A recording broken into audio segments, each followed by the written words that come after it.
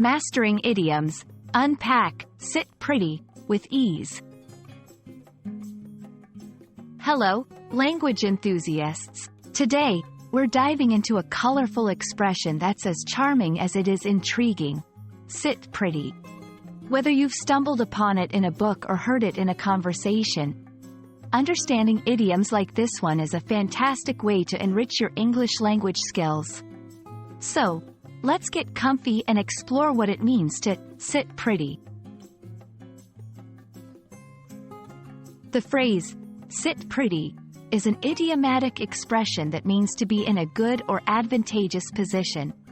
It's often used to describe someone who is in a comfortable situation or has an edge over others in some way. The word, sit, in this context doesn't literally mean to be seated. It's more about the position or state one is in. And pretty here implies satisfactory or advantageous, not just physical attractiveness. Delving into the past, the phrase, sit pretty, has its roots in early 20th century America.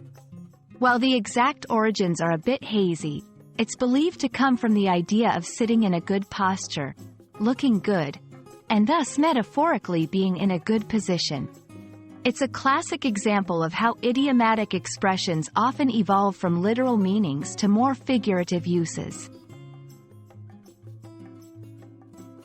To grasp the idiom better, let's look at some examples.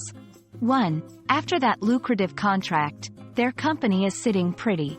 2. With all her exams finished, she can sit pretty and enjoy her vacation. 3. Despite the economic downturn, their investment choices have them sitting pretty. Notice how the phrase can be used in various contexts, be it business, personal achievements, or even broader economic situations. Remember, sit pretty is a casual idiom, so it's best used in informal settings.